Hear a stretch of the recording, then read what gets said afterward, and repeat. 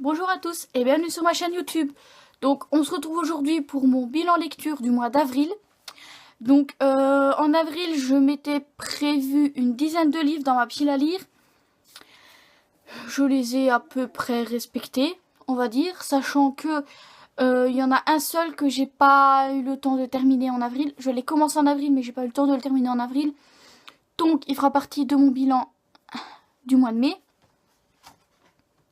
Mais en attendant,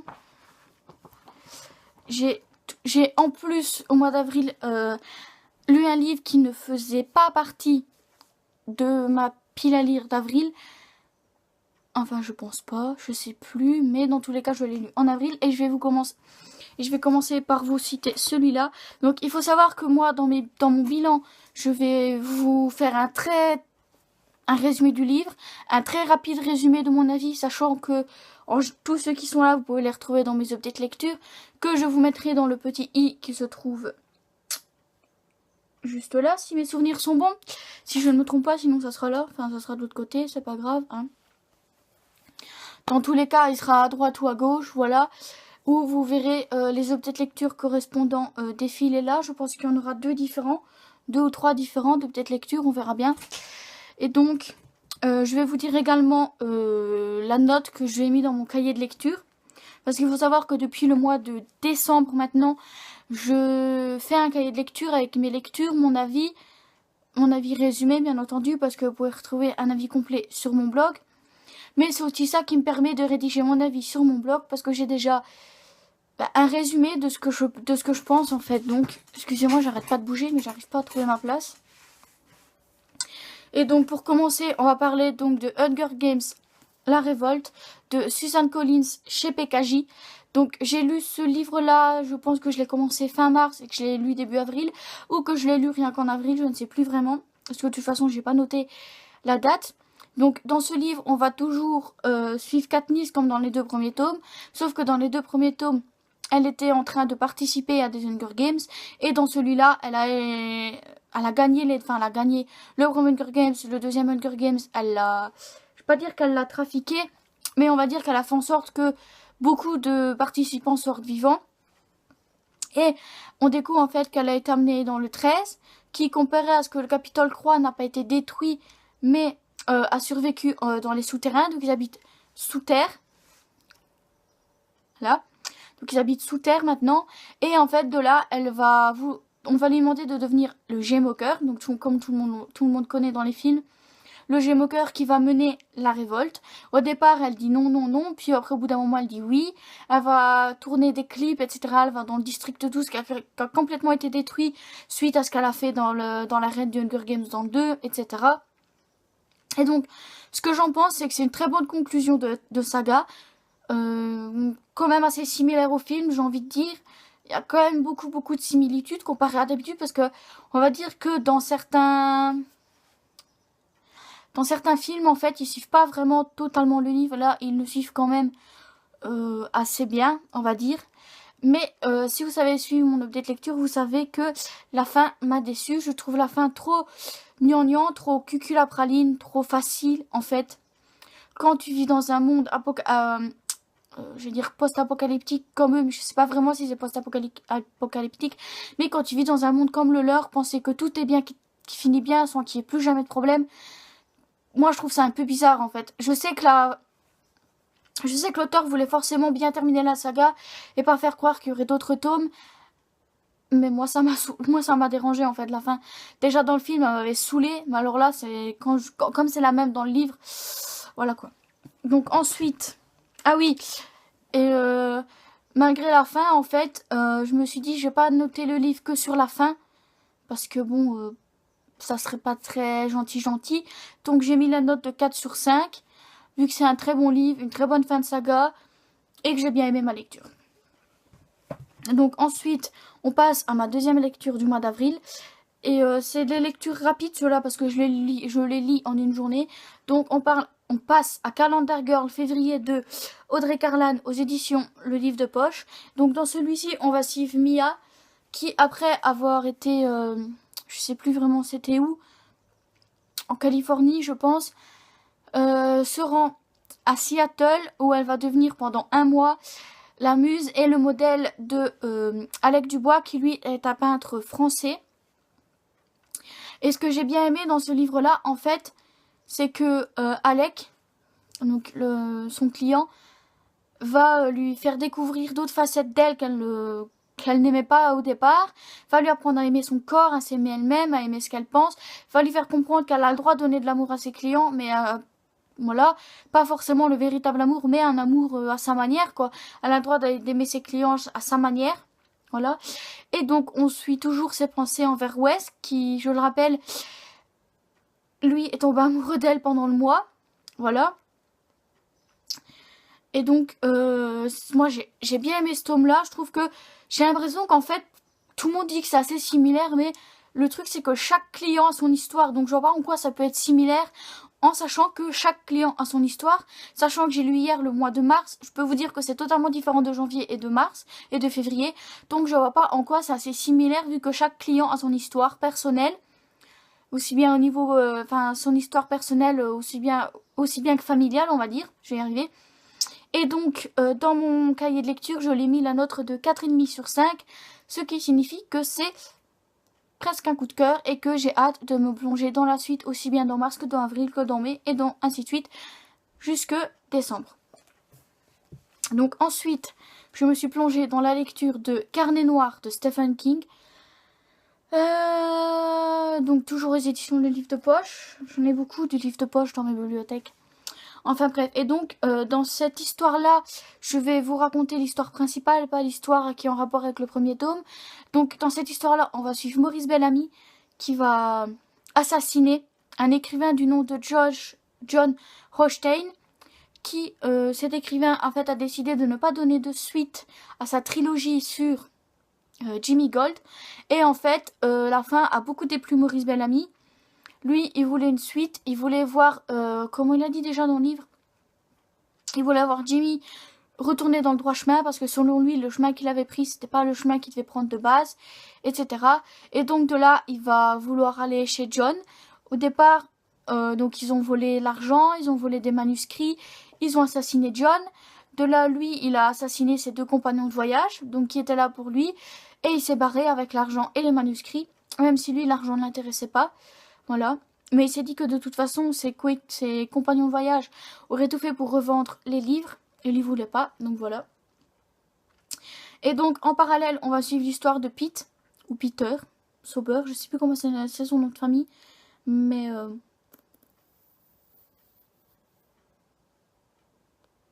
je ne sais plus comment il s'appelle. C'est Pete. Je sais que c'est Pete. Mais... je ne sais plus le nom de famille du Pete.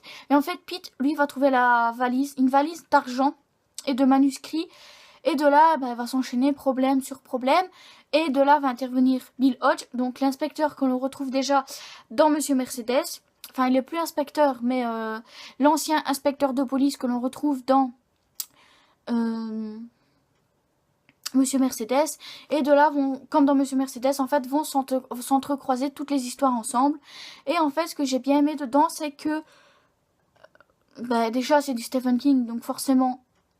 j'aime bien. Je dis pas que je vais aimer tous les Stephen King, mais celui-là j'ai adoré. On retrouve toujours Bill, on retrouve toujours Holly, qui est toujours aussi hilarante. Mais on retrouve aussi Jérôme, qui est moins présent que dans le premier tome, mais ça s'explique par le fait qu'il est parti à l'université. Donc on le retrouve moins dans ce premier tome, mais on le retrouve quand même, dans ce deuxième tome, pardon. Et donc, j'ai adoré me plonger dans la lecture. J'ai hâte de lire le tome 3 qui, malheureusement, n'a toujours pas de date de sortie en poche pour l'instant. Parce que, étant donné que j'ai les 2 premiers tomes en poche, je veux le 3e tome en poche également. Mais je me suis renseignée auprès du livre de poche qui m'a répondu que ils n'avaient pas de date de sortie pour l'instant. Donc, c'est pas prévu pour l'instant. Bon, je vais pas en mourir non plus. Je vais attendre, je vais patienter. J'ai d'autres livres à lire en attendant. C'est pas ça qui manque dans ma pile à lire. C'est pas les Stephen King qui manquent non plus dans ma pile à lire. J'en ai 2 voire 3 autres à lire. Donc, voilà. Et donc, je lui ai mis la note de 5 sur 5. La note que j'attribue... Nina, s'il te plaît. La note que j'attribue d'habitude à un coup de cœur, mais que là, j'ai décidé d'attribuer à Stephen King parce que c'est du Stephen King vous connaissez mon amour pour Stephen King.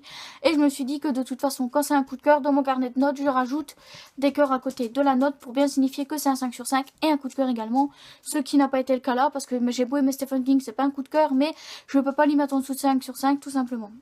Donc ensuite, je me suis plongée dans Harry Potter et la coupe de feu de J.K. Rowling aux éditions Gallimard Jeunesse dans leur collection Folio Junior. Donc dans ce livre, on retrouve Harry qui va faire qui va faire son entrée en 4e année à Poudlard. Mais juste avant ça, il va aller à la finale de la Coupe du Monde avec la famille Weasley et Ron et Hermione également. De là, ils vont subir une attaque de mange-mort à la fin de la Coupe du Monde, donc quand c'est terminé. J'ai mal au bras. Et donc, après, il va faire son entrée. Donc, ils vont pas se poser plus de questions que ça. Et il va faire son entrée en 4e année. Le jour de la rentrée, ils vont découvrir que le tournoi des 3 sorciers a repris du poil de la bête, on va dire, et va se dérouler à Poudlard cette année. Donc, Poudlard qui affrontera Durmstrang et Beauxbaton, qui seront accueillis à partir du mois de octobre à Poudlard. Et donc, au mois d'octobre, lors du tirage, Harry va découvrir que son nom a été mis dans la Coupe du Monde, mais c'est pas lui qui l'a fait, il a pas demandé à quelqu'un de le faire, il comprend pas ce qui se passe, mais il sait que maintenant, il va être obligé de participer au tournoi des 3 sorciers, ou on va plutôt dire au tournoi des 4 sorciers, vu qu'ils sont 4. Donc, c'est pas mon tome préféré, mais c'est on va dire, c'est le 2e dans mon cœur, juste après le prisonnier d'Azkaban. Ça avance comment dans celui-là. En fait, Voldemort revient enfin en force d'Harry Potter, parce qu'il est omniprésent dans les 3 premiers tomes, mais là, il est plus que omniprésent vu qu'il revient. Et c'est ça que j'aime, parce que le méchant entre enfin dans l'action. Il va y avoir un vrai méchant autre que incarné ou accroché à un turban ou des trucs comme ça. Là, c'est un vrai méchant qui réapparaît, et tant mieux. Donc, j'ai adoré ce tome 4, voilà. Le seul truc, c'est que je ne donne pas de note au livre Harry Potter individuellement, mais je note la saga. Donc, quand je vais faire un article sur mon compte avec la saga Harry Potter, tout simplement, je donnerai à ce moment-là une note à la saga Harry Potter, mais je ne peux pas noter les tomes individuellement. J'en suis incapable, tout simplement. C'est pas que je ne veux pas, c'est que j'en suis incapable. Et donc, mais dans tous les cas, j'ai adoré et j'ai hâte de lire le 5e tome, qui malheureusement est de très très loin celui que je déteste le plus. Donc ensuite, on passe à The Fire de Brittany Cherry. Donc chez Hugo Poche dans leur collection New Romance. Donc dans cette histoire, on va suivre Alyssa et Logan qui vont devenir amis à l'âge de 16-17 ans. Je sais pas vraiment quel âge ils ont. Je sais juste qu'ils sont au lycée tous les deux. Enfin, elle surtout. Mais lui aussi parce que je pense qu'elle va lui donner un coup de main, etc. Et de là, on va les suivre au fil des années. J'ai mal de tenir mon bras comme ça. Et ils vont tomber amoureux l'un de l'autre. Seulement Logan est complètement... je vais pas dire déréglé dans sa tête, mais il se sent pas... pour lui, il est pas normal dans sa tête, etc. Donc, il va mettre fin à leur histoire d'amour. Elle va être très, très, très triste. Voilà. Et il faut savoir, en fait, que il y a, je pense, la sœur d'Alyssa qui sort avec le frère de Logan, si je me souviens bien. Et donc, de là, elle va toujours rester en contact avec sa sœur et le frère de Logan qui, eux, ont dans l'espoir de se marier dans les prochaines années. Et donc, ils vont se revoir donc un mois avant le mariage donc de le frère de Logan et la sœur de Alyssa. Je sais plus du tout comment elle s'appelle. Je peux pas non plus tout retenir. Vous m'excuserez, les personnages principaux c'est Logan et Alyssa. Donc voilà. Et j'ai adoré tout simplement parce que en fait, tout le monde dit que c'est le moins bon de la saga, mais pour l'instant, pour moi, je trouve que c'est le meilleur. Surtout qu'il y a une citation dedans qui m'a vraiment touchée en plein cœur. Je l'ai notée, je vous l'ai dit. Oh, je sais plus. Je ne sais plus si je vous l'ai noté dans la vidéo que je parlais, mais je pense, je ne suis plus sûre. Sinon, j'essaierai de sinon, je vais essayer de vous la retrouver.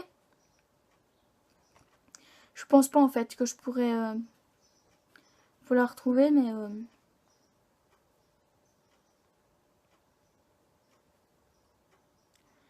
je pense pas que je pourrais vous la retrouver. Mais c'est pas grave. Elle est dans mon cahier de lecture. Je pourrais aller me lever, aller chercher mon cahier de lecture qui se trouve là derrière. Mais j'ai pas très envie. Donc voilà. Je sais plus si je vous l'ai mise. Dans tous les cas, Vous pourrez la retrouver dans mon avis sur Instagram, qui a également été publié sur YouTube, sur Facebook. Donc voilà, donc je lui ai mis la note de 4,5 sur 5 parce que c'est presque un coup de cœur, mais c'est pas un coup de cœur. Il manquait le petit plus qui aurait fait que c'est un coup de cœur. Mais voilà, j'ai quand même beaucoup aimé. Et ouais, franchement, c'est pas passé très loin du coup de cœur. Donc j'espère que les 2 autres tomes porteront leurs fruits et qu'au moins un des deux sera un coup de cœur. Parce que le premier tome avait été également presque un coup de cœur. Donc ensuite, je vais vous présenter mon coup de cœur du mois d'avril. Ce qui signifie que pour l'instant, j'ai eu un coup de cœur par mois. Donc j'en ai eu un en janvier, un en février, un en mars et un en avril. Que j'ai déjà publié dans un update lecture. Et vous pouvez voir le chien derrière, qui vient de s'installer dans le canapé. Bon, enfin, moi ça me dérange pas. Nina, ma crache, monte ta tête. Vous verrez pas très bien parce que le canapé est foncé, mais c'est pas grave. Et donc, mon coup de cœur du mois d'avril, il s'agit de Love Redemption de Laura Brown aux éditions Harlequin, dans leur collection EH New Adult.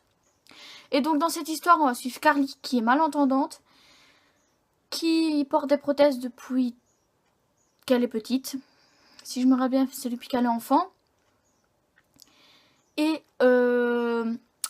elle va rencontrer Reed, qui lui est sourd. Il n'est pas que malentendant, il est sourd. Donc dans leur cours en commun, parce que Lee n'a qu'un seul cours, en dehors il donne des cours à des enfants. Sourds ou malentendants, je précise, surtout malentendants. Et donc lui utilise des interprètes, mais elle, le problème c'est qu'il postillonne plus qu'il ne parle. Elle comprend pas ce qu'il dit, elle n'arrive pas à lire sur ses lèvres non plus. Donc elle galère beaucoup. Voyant qu'elle galère, il va lui dire qu'il a une solution pour qu'elle arrive à suivre le cours. Elle va accepter qu'il lui donne un coup de main. Et de là, elle va comprendre que Perry peut devenir ami avec elle. Ils vont devenir amis. Ils vont également tomber amoureux l'un de l'autre. Le seul problème, c'est qu'elle a une histoire de famille très compliquée. Voilà, elle a une histoire de famille quand même très compliquée. Voilà, donc de là, elle, avec ses problèmes de famille, va dire non. Je suis incapable d'aimer, etc. Mais dès le départ, elle se le dit. Hein, elle fait, je peux pas vraiment être en couple avec lui, tout simplement parce que je suis incapable d'aimer. Moi, on m'a pas donné d'amour, je sais pas ce que c'est d'aimer. Mais ils vont quand même vivre une histoire d'amour fabuleuse, une fin merveilleuse. Et j'adore leur couple, j'adore Reed, j'adore Carly, j'adore ce qu'ils sont ensemble, mais j'adore aussi ce qu'ils sont séparément. Et j'ai adoré lire ça. Et je me dis que franchement, pour une fois, j'ai trouvé un livre super en boîte à livres. Et que je vais laisser dans ma bibliothèque en étant sûre et certaine de l'y laisser pour très longtemps. Donc je l'ai mis la note de 5 sur 5, vu que c'est un coup de cœur. Et que si vous suivez, c'est la note que je donne à mes coups de cœur. Donc ensuite, j'ai lu Burning Games de C.S.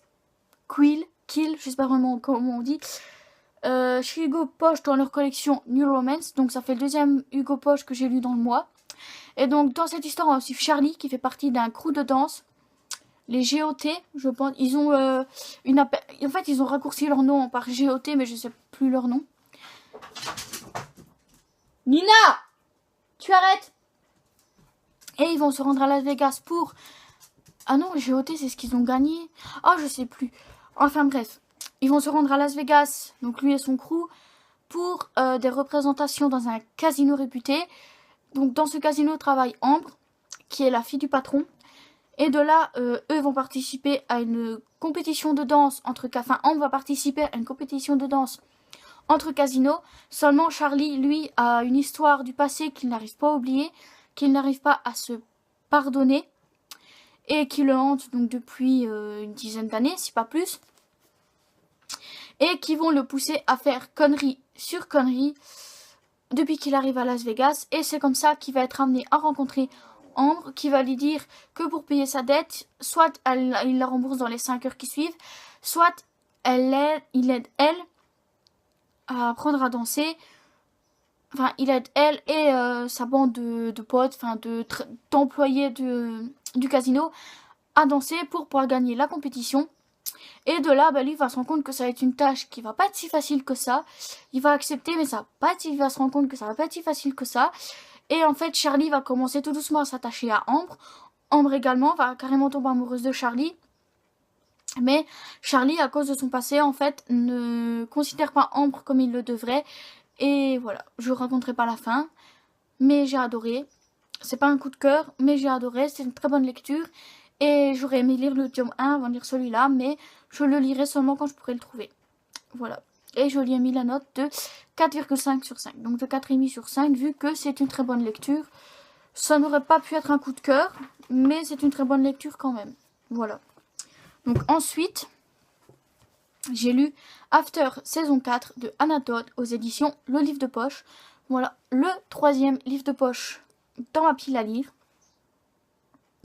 Et donc dans ce tome-là, on va suivre... Enfin, je peux pas vraiment vous raconter ce qu'on va vivre dans le tome 4, parce que ça serait vous spoiler les 3 premiers tomes. Mais on suit toujours Tessa et Ardyn dans leur aventure, avec toujours Z, avec également un nouveau personnage, avec toujours Christian, je sais plus comment elle s'appelle, la fiancée de Christian, enfin celle qui travaille avec Tessa dans le truc et tout, mais on va toujours suivre les mêmes personnages avec Tessa et Ardyn, toujours Z qui fait partie du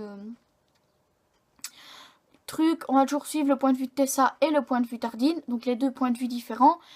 Ça dépend, des fois on a 2 points de vue de Tessa, des fois on a 2 points de vue d'Ardyn, ou des fois c'est Tessa suivi d'Ardyn, puis on retourne à Tessa. Enfin bref, des trucs comme ça, c'est bien. Et en fait, je trouve ce tome 4 meilleur que le 2 et le 3. Pourtant, le 2, j'avais pas du tout aimé. Ça avait été une déception pour moi, le tome 2. Le tome 3, ça avait été. Et le tome 4 est bien meilleur que les deux autres. Parce que Tessa commence enfin à s'affirmer, à ne plus se laisser faire par Ardyn, à lui faire comprendre qu'il ne peut pas gérer sa vie. Parce que lui, c'est ce qu'il veut faire en fait. Il veut gérer sa vie, il voulait l'empêcher d'aller à Seattle, etc. Et elle lui fait comprendre que non, c'est pas à lui de décider. Elle fait ce qu'elle veut. Et tant pis si ça lui plaît pas. Elle décide également de à qui elle veut parler, parce que Lily, tu peux plus parler à Z, tu peux plus parler à Steph, blablabla, blibli. Enfin, sauf que elle veut plus parler à Steph non plus, hein, parce que Steph c'est une grosse pute. Voilà. Je n'ai pas l'habitude d'être aussi vulgaire, mais là c'est grosse pute. Et Molly également. Z est un petit enfoiré qu'on aime bien. Voilà, un petit enfoiré qu'on aime bien en fait. Parce que ça doit être un petit enfoiré, il a un bon fond, Z. Peut-être même un meilleur fond qu'Ardyn. On va pas s'étaler sur le sujet. Mais j'ai adoré ce tome-là. Je lui ai mis la note de 4 sur 5. Ce qui n'est pas encore 5 sur 5. Il me reste un tome pour voir si ça va être un 5 sur 5. Et si ça ne sera pas un 5 sur 5. Ça ne sera pas une saga coup de cœur. Mais ça sera une saga que j'aurais beaucoup aimé. Dans tous les cas. Et que j'ai hâte de me plonger dans le tome 5. Je pense que je me le mettrai pour le mois de juin. Parce que je voulais pas le lire. Au départ, je voulais le mettre en mai. Puis je me suis dit... peut-être laisser un petit peu de temps avant de lire le tome 5. Voilà, et donc j'ai terminé le mois par lire L'étreinte de la nuit de Sadie Matthews. Donc au départ ça a été publié chez Milady dans leur collection Romantica, mais moi j'ai la parution France Loisirs que j'avais acheté à une amie au mois de décembre. Donc il reste les 2 prochains tomes de celui-là comme plus vieux livre de ma pile à lire, tout simplement. Ah non, il y a 17 lunes aussi, mais j'ai pas le premier tome, donc je peux pas le lire, je peux pas lire le 2e tome si j'ai pas lu le premier. Enfin bref. Et donc dans ce tome, on va suivre Bess, qui a vécu une rupture très douloureuse et qui en fait va se voir offrir l'opportunité d'aller vivre 5 semaines à Londres, je pense. Je sais plus, mais à Londres, je pense, ouais, à Londres, dans l'appartement de la marraine de son père, qui, elle, part en voyage 5 semaines et a besoin de quelqu'un pour surveiller son chat. Donc, elle va accepter, et de là, elle va se rendre compte que dans l'appartement d'en face vit Dominique, qu'elle trouve très beau et très sexy. Et de là, en fait, elle va absolument vouloir apprendre à le connaître. Donc, ils vont apprendre à se connaître, seulement elle va découvrir que lui est dans le BDSM. Dans tout ce qui est punition, que ça soit violente ou douce, mais beaucoup plus violente que douce. Donc un peu comme dans 51 degrés, si vous voyez le genre. Si vous voyez le genre de Christian qui... voilà. Et donc, au départ, ce qui m'avait pas plu dans ce livre, c'est qu'il y avait quand même beaucoup de similitudes. En fait, une fois que ça a commencé à parler de BDSM, je me suis dit, ouais, laisse tomber, c'est comme 51 degrés. J'ai quand même continué. Et puis je me suis rendu compte que non, c'était pas du tout pareil, parce que elle, si elle a décidé de rentrer dans l'univers de Dominique, c'est par amour, parce qu'elle tombe amoureuse de lui, et qu'elle veut un avenir avec lui, tout simplement. Mais que lui, lui en fait, n'arrive pas à concilier amour et BDSM. Pour lui, c'est deux choses totalement différentes. Et donc, il se laisse trop aller dans le côté BDSM et moins dans le côté amour. Ce qui va faire que Best va commencer à se dire, est-ce que j'ai fait la bonne chose? Est-ce que c'est vraiment ce qu'il fallait faire? Donc voilà. Et il y a malgré beaucoup de similitudes à 50 nuances degrés. On se doute bien parce que dans l'univers du BDSM, voilà. Mais Dominique est absolument pas comme Christian Grey, hein, et Bess n'est absolument pas comme Anastasia Steele, et heureusement, parce que je pense que j'aurais arrêté le livre avant la fin. Et malgré beaucoup de similitudes, j'ai décidé de lui mettre la note de 4 sur 5, parce que j'ai trouvé quand même que c'était une belle histoire entre les deux, et que j'ai hâte de me plonger dans la lecture du tome 2. Et donc voilà, c'est tout pour ma vidéo. On se retrouve mercredi pour une prochaine vidéo qui sera un J'ai vu. Je ne vous dis pas sur quelle série, mais ça sera un J'ai vu. Dimanche prochain, on se retrouvera pour une vidéo sur une saga, coup de cœur. Enfin, pas une saga, je dirais plus que c'est une duologie, trilogie, parce qu'il y a un troisième, il y a d'autres tomes, mais ils n'ont pas été traduits en français, tout simplement. Mais je vous en parlerai dimanche, et la semaine d'après, le mercredi, on se retrouvera pour un update lecture, et le dimanche d'après sûrement pour un vlog lecture. Donc on va dire que là pour le mois de mai j'ai pas mal de vidéos de prévues que je vais essayer de tourner en avance pour pouvoir me concentrer sur mes lectures. Voilà, donc n'hésitez pas à venir me trouver sur Instagram, m'envoyer des messages, de toute façon je vous répondrai sûr et certain. Sur Facebook c'est pareil, vous pouvez m'envoyer des messages, je répondrai. À venir me voir sur ma deuxième chaîne qui n'est pas alimentée pour l'instant, mais comme j'ai déjà dit, si je fais des vidéos d'avance sur cette chaîne-là, je pourrai m'occuper de mon autre chaîne à côté. Donc, vous avez à peu près le programme de mes prochaines lectures. Donc moi, je vous dis à mercredi pour une prochaine vidéo. Bye bye!